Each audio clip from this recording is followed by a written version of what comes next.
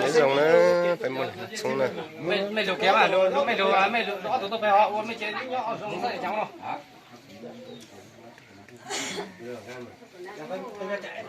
cho tiền nó cho tiền nó mà mày trả hỗ trợ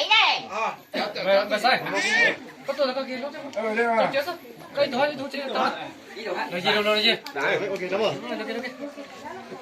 tôi trả hỗ trợ tôi về lưu về chỉ chế đó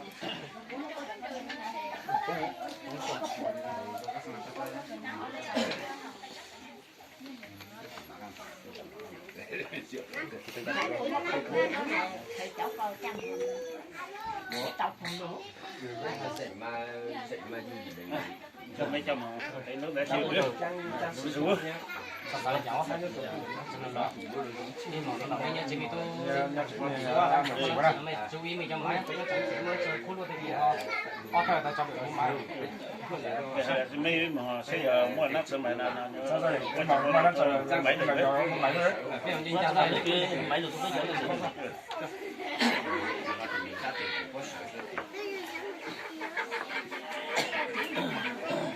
nói là cái sợi mình nhỏ này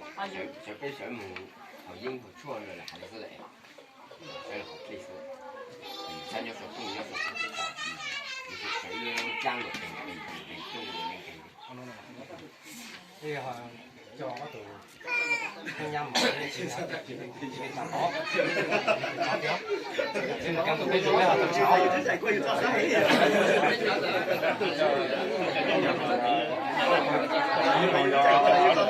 không có nó sợ là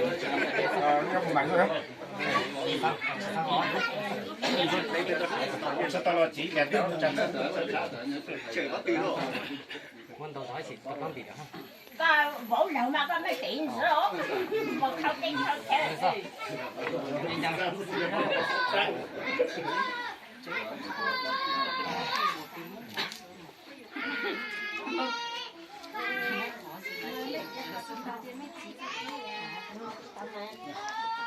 trời thấy rồi đấy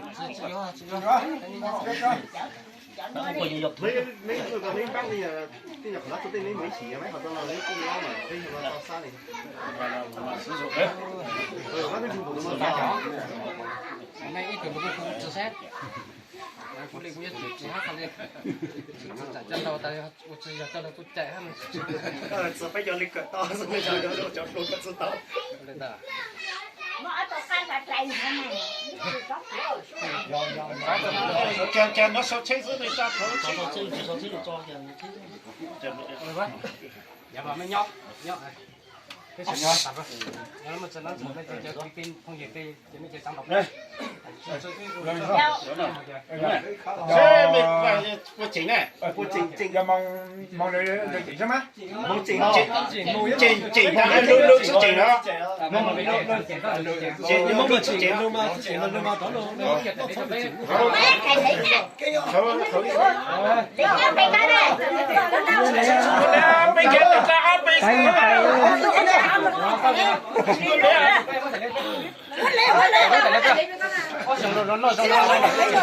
mấy cái đó mấy cái sai chọn được những cái đó mấy mốt chạy lên rồi mốt chạy xong lại lấy cái ba mươi là cho đi cho tiền mà tôi xong rồi quyết là lấy rồi lại lấy nha không mà chắc không sự mà mấy mất chọc phải con này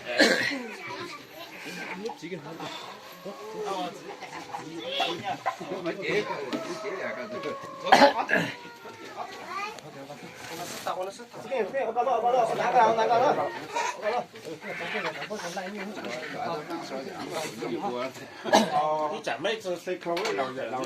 cho có pin mà quá không đó là lấy cái sao 你试试嘛我知道一次嘛 xa nhà tôi những con ở phục thì lần nữa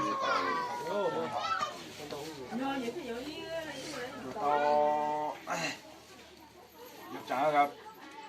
ý anh thì phải sao xuống mà rồi mấy cái con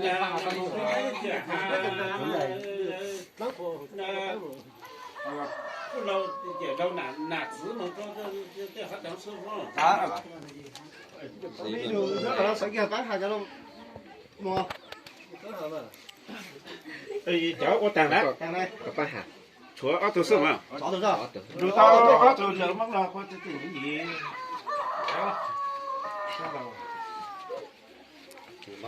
如到都我落下就批量了，或者自己。 là con đúng mất là nhau我的说啊， khả năng tùy đi đang nhiều khỏi. ít tàu luôn Rồi rồi sao? Muốn cái gì? 咱就非菜是吧？ Trời mẹ, nhá hả? số lời Nhá thấy hò. nhân hết tụi luôn á Kaya tamo luôn nang ka so ako.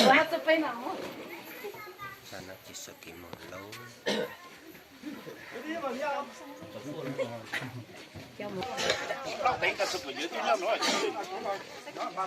Ui, giờ lùn nó mỏ. vậy tôi lùa tôi vậy tôi nó只有对啊。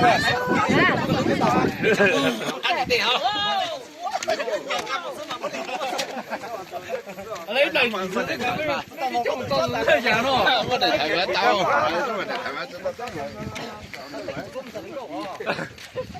Bây giờ bây giờ thấy lên tầm mình trả lương cao liền.